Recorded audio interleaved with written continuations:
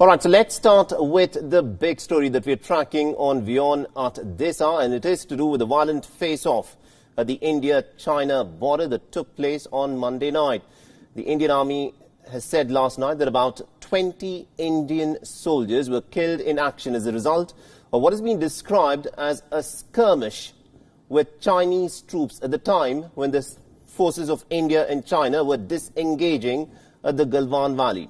The Indian Army statement has confirmed that the two sides have now disengaged from the Galwan area. 17 Indian troops were reportedly critically injured at the LAC and subsequently succumbed to their injuries due to what has been described as sub-zero temperatures and high altitude. The Indian Army has also affirmed its commitment to protect the territorial integrity and sovereignty of India. Now, casualties have been reported on both sides, according to the Indian government. However, the Chinese government is yet to give an official statement about the number of casualties on its side. Now, this violent clash seems to be amongst the first to have happened in almost over 4 decades, as the border between India and China has been by and large very peaceful. Now, the Indian Army has confirmed that one commanding officer was amongst those who was killed by the Chinese troops. The sources also suggest that several other Indian troops are said to be in Chinese custody. The sources have also confirmed to WION that the Indian side had gone to demolish a temporary structure where the Chinese had built in the region within the Indian territory. And in response, the Chinese troops had surrounded the Indian soldiers, resulting in a skirmish. Now, we've learned that there were no guns that were discharged during the face-off. Instead, the face-off took place with batons, iron rods and stones, and whatever other improvised weapons the soldiers had at the time were used in defense from the aggressive Chinese troops. Remember, the Indian government has already confirmed that casualties occurred on both sides. The Foreign Ministry of India has in fact come out with a strong statement denouncing China's unilateral bid to change the status quo at the LAC.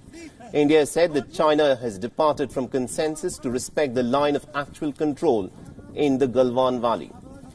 Now, for its part, China has accused the Indian troops of crossing the border twice and provoking and attacking the Chinese soldiers. Now, Beijing is yet to admit that they have suffered any casualties during the face-off.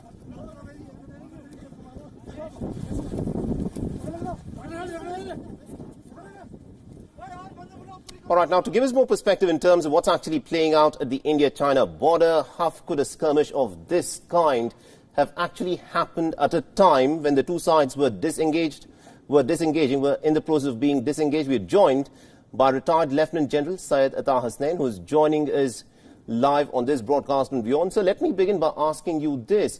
Now, the fact of the matter is, this is a standoff that's been going on at least since the 5th of May, and the two sides had been talking to each other. There were military-level talks, there were diplomatic-level talks, and at the time that the two sides were disengaging, this is how it is being put, that this skirmish actually happened, resulting in the loss of lives of at least 20 Indian soldiers.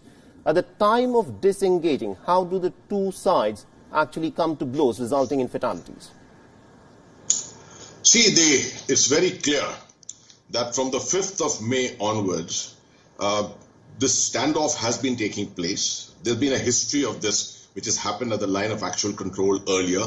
2017, if you recall, the 72-day standoff that happened at Doklam.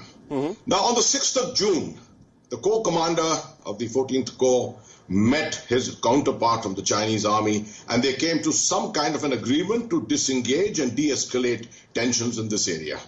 What is very clear is that the Chinese side does not respect anything called a rule-based order of this world.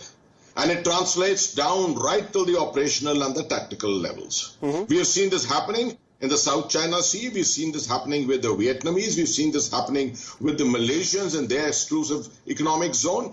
And so it is obvious that the Chinese had no intent to actually execute what they had agreed with the Indian military side and the diplomatic engagements that were taking place. Probably they were hedging their bets and waiting for things to develop, and did not want to immediately implement what had been agreed upon.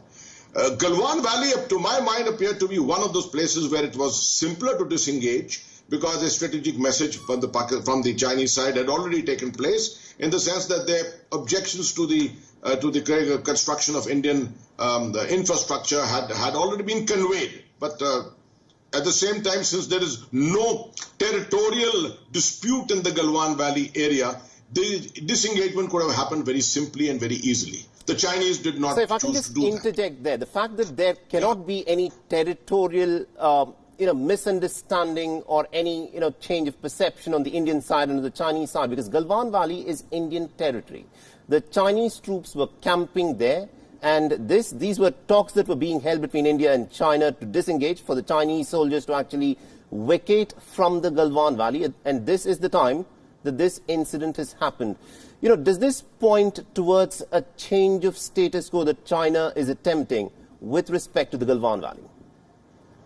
It is not just a change of status quo. It's, as I have always reiterated, it is a question of strategic messaging, which is linked to the much larger strategic picture which is emerging around the world, and the narratives that the Chinese are trying to play out on the international community through its actions and what is happening in India and the rest of the parts of Southeast Asia.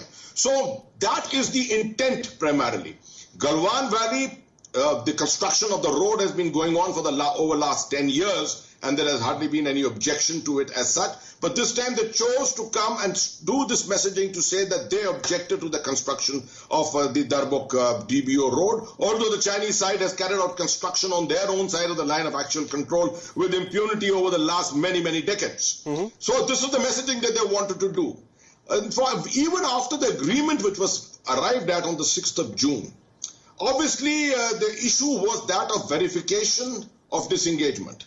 And this is what the Indian side, to my mind, was attempting to do, to verify that the Chinese had actually started vacating. And I'm told that they had started vacating, but somehow came back in strength to reoccupy that area. So there are doubts, there are issues which will, of course, emerge subsequently. What I would always strongly say is that this aspect in a tense environment on a line of actual control, this physical meeting between people to try and verify, etc., when we already had a history of standoffs, history of engagements with each other, it creates a tense moment. And therefore, it is far better to establish actually unit to unit or sector to sector hotlines in the area and carry out your engagements through the hotline engagement rather than physical movement and verification on the ground.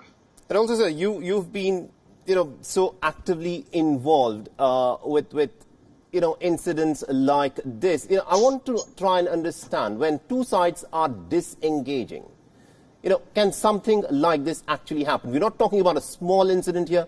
An incident like this has not happened in many decades. There have been no casualties in an India-China standoff in more than 4 decades. 20 Indian troops have lost their lives. This is not a small incident. This is a clear upping of the ante. Could it have resulted due to a miscalculation at the lower level on the ground? Or is this something that has been dictated to from the forces up above? There's a temptation, no doubt, in a situation like this to try and appreciate as if this has the backing at the highest political levels, the military levels. But there is really no evidence at the moment to support that. So I do believe, as a conjecture, that this was something which happened at the local level, misunderstandings, etc. The Indian side, true to its form, always believes in an early implementation of something which has been agreed upon in a meeting at the border. And this is what the Indian side was looking at. The 6th of June, 15th of June, 9 days had passed. Obviously, they were looking at verifiable evidence to see that the Chinese had actually started vacating. And this attempt to try and verify, this attempt to try and converse, discuss, led to a heated argument, and probably that is what the reason was for this very, very local conflagration. It did not spread into the other areas. As you are aware, there are other areas, the Fingers area, the area of Hot Springs, the area of Demchok itself. It did not spread to any of them. It remained localized. And the fact that 7 o'clock in the morning, I'm told yesterday, the Chinese side immediately sent a message that they wish to engage immediately in local level talks to try and make sure that there was de-escalation. That somehow seems to support this. Of course, a detailed inquiry only will ultimately reveal what really happened. But at the moment, the current moment, I think it is more of a local involvement than anything else. And also, General, having seen as to how the Chinese have behaved in the past, do you think the Chinese would be willing to actually stay true to their word? They want to withdraw and restore the status quo that existed in the month of April? Or now are we looking at a fait accompli where the Chinese, because of the incursions that they have made in some parts of the Galwan Valley, would like to stay put there, irrespective of the negotiations that they may enter with India?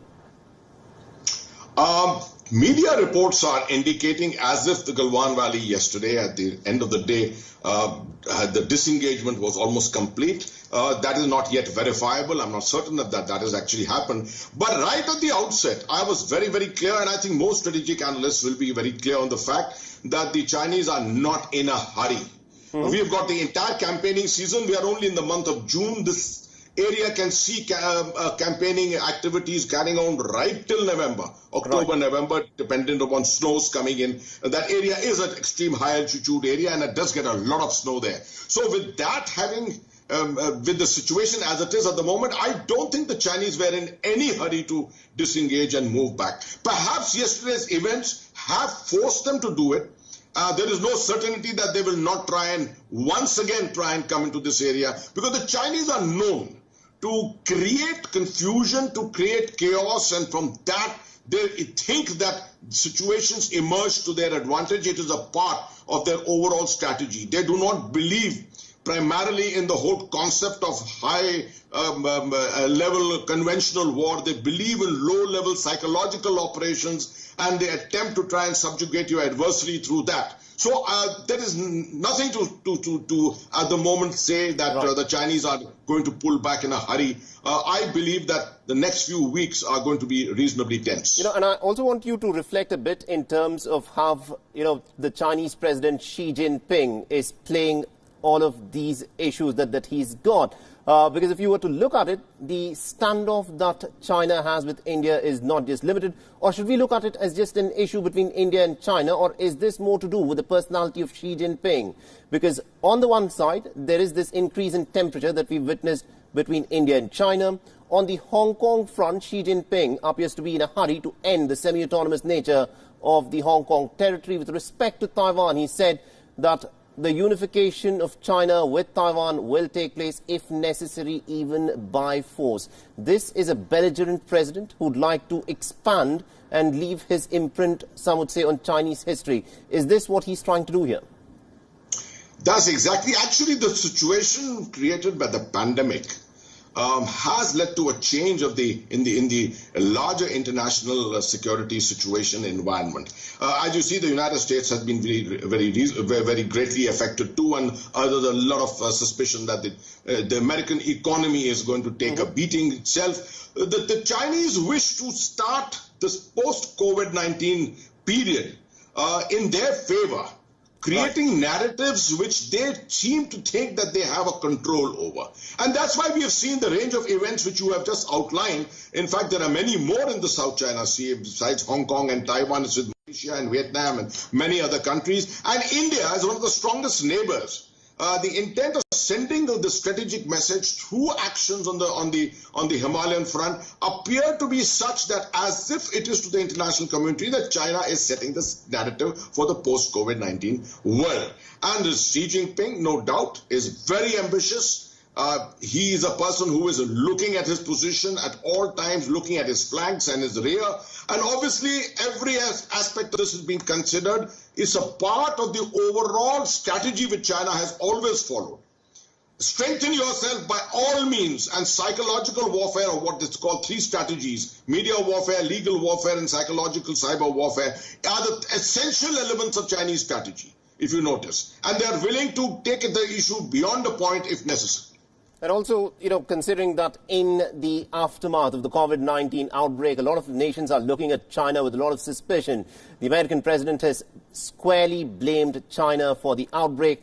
Do you think this is now positioning on the part of China, one, to whip up nationalist sentiment within its own country, saying that, look, we are a nation under siege, and therefore the people will have to back the president, Xi Jinping, who appears to be facing a lot of criticism for his handling of COVID-19 and also for the economic pain that is now expected because of the economic collapse due to COVID-19? Right, you are. Absolutely. The Chinese are known to be rather patient as far as their ambitions are concerned. If you go back to 1978 and the four modernizations of the father of China's modern China, Deng Xiaoping, you will realize that he gave the lowest priority to the armed forces, and the armed forces started coming into their own only sometime around 2003, 2004. But this time away, it seems that the Chinese seem to be in a hurry. They seem to be sensing opportunities. And some of it goes back to 2017, to the 19th Congress of the Communist Party of China, in which they outlined their long-term vision of 2035 and 2049. Obviously, Xi Jinping wants to achieve much of that much earlier in his own tenure, while his own leadership is very much there. And I think he's sensing opportunities in the post-pandemic world. And that's probably why all this is manifesting in the way that it is from the Chinese side. And also, General, just before I let you go, how do you see this standoff going forward? Will we now see a cooling down of tensions, or do you expect this standoff that we are looking at continue to fester for the many weeks and months ahead? You see, the temptation is obviously to look at the street option, and which is obviously an immediate response, some kind of a retribution, etc. But by reputation, the Indian political and military leadership is known to be very patient and known to be very mature. And you've seen the way deliberations have taken place yesterday. Very measured statements have been made. Admissions have taken place, but very, very measured statements. I do visualize that the Indian side will play it cooler. We'll try and cool down the tensions. There will be diplomatic engagements which will take place through the day today and next couple of days. On the military side, I hope that more resort to hotlines, etc., will take place so that physical movement of troops and proximity between troops is reduced completely. And that's the way I think is going to be played out. I think it will probably cool down, but at the same time, there is no certainty that this campaigning season, this is the last of the engagements which have taken place between Indian and the Chinese armies. Well, on that note, we'll have to leave it there. Thank you very much indeed, General Syed Atta Hasnain, for joining us on WION and giving us all these insights in terms of how the dragon could be expected to behave. This, of course, is a difficult moment in the India-China standoff, something that's unprecedented, something that's not taken place in almost over 4 decades. But remains to be seen as to how all of this will be taken forward by both the Indian and the Chinese sides. Thank you.